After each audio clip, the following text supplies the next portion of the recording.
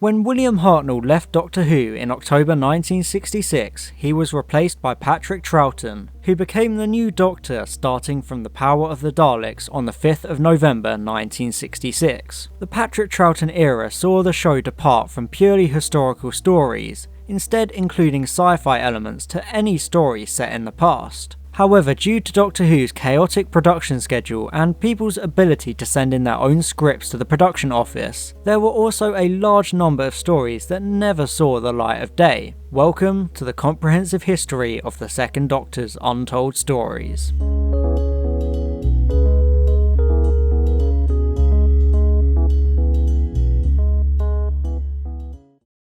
On October 17th, 1966, Galaxy 4 writer William Ems was commissioned to write The Imps, a story where an interplanetary passenger liner lands at a remote spaceport on Earth, bringing imp-like creatures who can become intangible, and alien spores that cause an aggressive form of vegetation to spring up around the spaceport, attacking the humans within. The story was rushed into production when it was decided that the underwater menace could not be realised on Doctor Who's limited budget. Ems completed draft scripts and some rewrites before falling ill in November. Around this time, producer Innes Lloyd and story editor Jerry Davis decided to add the character of Jamie as a new companion in the Highlanders, the story preceding The Imps, meaning that the character would now have to be incorporated into M's scripts. With the writer too sick to do the necessary work, the underwater menace was brought back in its place. The Imps was then abandoned on January 4th, 1967, possibly because it would need substantial reworking to accommodate the planned exit of Ben and Polly, and the introduction of a new female companion. Ems later used elements of the story for his 6th Doctor Choose Your Own Adventure book, Mission to Venus, published in 1986. On November 15th,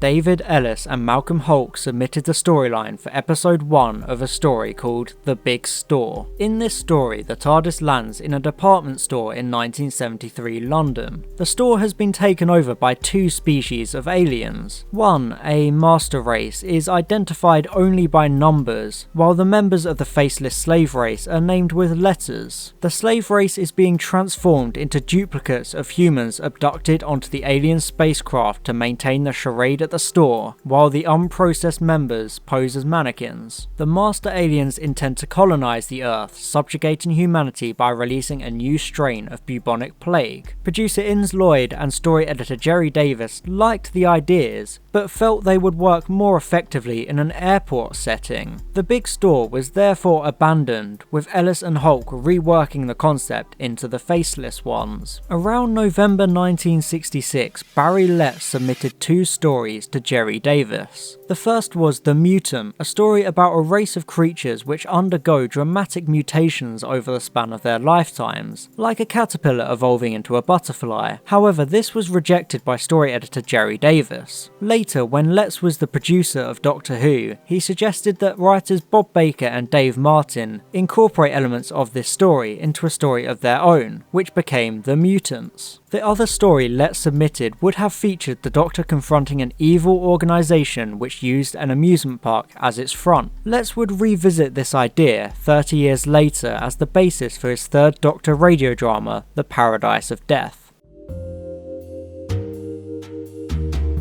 During 1965, the Daleks' master plan director Douglas Camfield worked with Robert Kitts to develop a story called Operation Werewolf. This would be set during World War II, with the TARDIS landing in Normandy on June 1st, 1944, 5 days before D-Day. The Doctor discovers that the Nazis are developing a way to teleport troops across the English Channel. To stop them, the Doctor allies himself with the Resistance, including Fergus McCrimmon, a descendant of Jamie's, but he must first uncover the traitors within. Operation Werewolf was finally submitted to the Doctor Who production office on September 18th, 1967. Camfield and Kitts composed a script for episode 1, but Operation Werewolf was later dropped. Although the practice had now been abandoned, the authors had still given an individual title to each instalment. These were The Secret Army, Chateau of Death, Lair of the Werewolf, Friend or Foe, Village of the Swastika, and Crossfire. On January 16th, 1967, Roger Dixon submitted a significant amount of story ideas. The first of these was The Ants. This featured the TARDIS taking the Doctor and his companions to the Nevada desert, where they discover they have been shrunk to 1/10 of an inch in size. They also learn that the local ants have been made super intelligent by atomic bomb tests and plan to take over the Earth. This was probably dropped for being too similar to Season 2's Planet of Giants. The second story Dixon submitted was named Bar Kokhba, which would send the Doctor and his companions to early 2nd century Palestine, where they become involved with the efforts of Jewish leader Bar Kokhba to organise an army against the Romans. It is unknown why the story was rejected. Another story Dixon submitted on January 16th, 1967 was called The New Machines, which was about a race of people who created powerful robots before being wiped out. The robots have now become so advanced that they are, in turn, able to create a new race of people. They fear that these new humans will dominate them, and see the arrival of the Doctor on their planet as confirmation of their fears. On the same day, Dixon submitted The King's Bedtime Story, where the Doctor and his companions are forced to perpetually enact a king's favourite story without changing any aspect of it. Dixon also submitted an untitled storyline concerning a planet much like Earth but missing some fundamental aspects of our world, such as money, the will, or eyesight. Other stories Dixon submitted with more detailed plot breakdowns include The Return of the Neanderthal, in which the TARDIS lands on the planet Tarunda, where the Doctor learns that the highly advanced Tarundans have nurtured a Neanderthal culture. Some of the Neanderthals want to return to Earth, and the Terrandans ask the Doctor to take them. The Doctor is reluctant because the Neanderthals are telepathic and he is suspicious of their motives, but the Terrandans have conditioned the Neanderthals to all die if any one of them commits an act of violence. However, when they arrive on an island on Earth in 2016, the Neanderthals reveal that they intend to use their telepathy to force humans to do their dirty work for them. They take over the island, and only the Doctor and his companions are safe, as they are shielded by Terrandan technology. They are cornered on a cliff edge by the Neanderthals, but one of the Neanderthals has been befriended by Jamie. She is injured trying to save them and shoots her leader. This triggers the Terrandan conditioning, and all the Neanderthals die. One of the other detailed stories Dixon submitted in January was The Sleepwalkers. This would have the TARDIS land on Earth in the far future, where a great conflict has reduced the population to only a few hundred, living in isolated communities ignorant of each other's existence. One community is made up of quarrelling elders and young people who are dependent upon robots for their subsistence. However, these robots have recently stopped functioning. The Doctor realises that the robots are powered by hydroelectricity and uses a fire and silver iodine powder to bring about a rainstorm. This solves the problem, but also attracts the attention of a more warlike community who attack. The Doctor is forced to turn the robots into weapons. The attackers soon agree to work together with the elders and their younger counterparts, but before the Doctor can deactivate all of the modified robots, two of them manage to construct a primitive TARDIS and escape. The last of Roger Dixon's January submissions was Twin World, which would have been set on a planet in a binary star system, where every birth produces twins who are the polar opposites of one another. The power of the ruling twins is governed by the prominence in the sky of the planet's two suns. As the Doctor arrives, the sun related to the evil twin is about to enter a prolonged period of ascendancy, and the good people of the world fear that by the time this period ends, their planet may be doomed. Whilst searching through his father Brian Hale's files, Mark Hales discovered a story named The Queen of Time. This story would have been a sequel of sorts to The Celestial Toymaker, with the TARDIS being captured by Hecuba, the Queen of Time, who is related to the Celestial Toymaker. She challenges the Doctor to a series of contests against figures from history, including Copernicus and Nostradamus, while her servants, Snap and Drag, torment Jamie and Victoria with a variety of time-themed perils, such as being trapped inside a giant hourglass. Hecuba threatens to destroy the TARDIS in a grand chronometer, the source of her power, but the grand chronometer grinds to a halt, giving the Doctor the chance to trap Hecuba in her own time loop as he and his friends make their escape.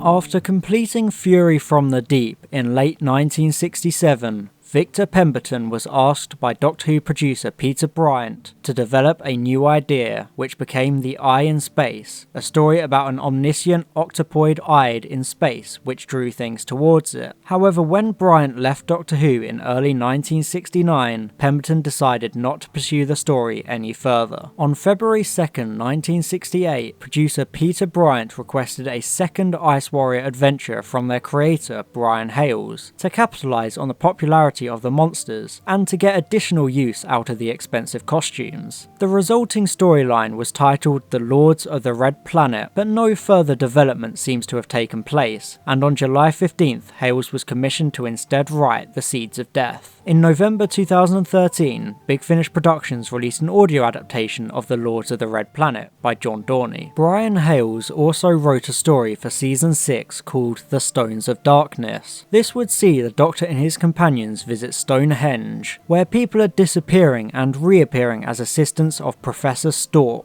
The Doctor discovers that Storp and his friends are aliens who have turned Stonehenge into a transporter. They plan to use the technology to covertly replace 4 soldiers who have control of their country's respective nuclear arsenals, laying waste to Earth and paving the way for Storp's planet to invade. The Doctor banishes Storp and his conspirators back to their own world, locking the arrival point at Stonehenge inside of a force field to prevent their return. On February 23rd, 1968, Paul Wheeler was commissioned to write a 4-part story breakdown by the name The Dream Spinner. This would involve a person with the power to make others believe that their dreams are real. The Dream Spinner was intended to be the 4th story of Season 6, but Wheeler's script for Part 1 did not satisfy the production office, leading to it being abandoned on April 9th. With the invasion extended to 8 episodes as a result. While planning his own Rose Garden, Doctor Who's former story editor Donald Tosh had an idea for a Doctor Who story, which he submitted in March 1968 under the name The Rosicrucians, a variant of the name of a secret religious society from the 17th century. The story saw the TARDIS materialise on an Earth space station, which has been virtually abandoned as a result of subterfuge by Rugosa, leader of the Rose Mariners. The Rose Mariners are using a venom secreted by their special roses to brainwash people. It transpires that their ship, the Rose Mariners, is actually a prison ship, and Rugosa was an inmate who managed to overthrow the Wardens and plans to invade Earth. But the Doctor manages to inject Rugosa with the venom, incapacitating him and returning control of the Rose Mariners to the Wardens. After turning in his storyline, Tosh changed the title slightly to The Rose Mariners, but he soon became busy on other work. By the time he was able to make further progress on the story, it was already known that Patrick Troughton would be leaving Doctor Who, and that the programme would be overhauled for Season 7. The Rose Mariners would not fit the new format, so it was abandoned without ever being officially commissioned. However, Tosh would later adapt his script for audio, which was released in September 2012 by Big Finish Productions. By late April 1968, it was clear that Fraser Hines would be leaving Doctor Who sometime during Season 6. One of the stories being considered for his departure was The Laird of Macrimmon, written by Mervyn Haseman and Henry Lincoln in June. This would see a possessed Jamie piloting the TARDIS to his ancestral home, Castle Macrimmon, in 1746 Scotland, where he finds the current Laird, Sir James, on his deathbed. Yeti appear and surround the castle, while the local villagers fall under the influence of the Great Intelligence. The only person who seems to be immune is a girl named Fiona, who Jamie falls in love with. The Great Intelligence wants to inhabit Jamie's body and become the Laird once Sir James dies, but the Intelligence is defeated by the Doctor, with Jamie deciding to stay behind and become Laird himself. However, due to a copyright dispute between the writers and the BBC regarding the quarks from the Dominators, the Laird of Macrimmon was abandoned in August. William Emms submitted a story for Season 6 titled The Harvesters. It would feature an enemy called the Masters, who pilot a purple planet into the solar system and dispatch their robos to invade Earth. The Doctor defeats the Masters by frightening them with a film of nuclear explosions. Emms redrafted the story in 1969 as The Vampire Planet, which may have been considered for the finale of Season 7, but was soon dropped in favour of Inferno. Concerned that Doctor Who was becoming too serious, producer Peter Bryant asked comedy writer Dick Sharples to contribute to the series. A story breakdown for The Amazons was commissioned on April 24, 1963. This would be the first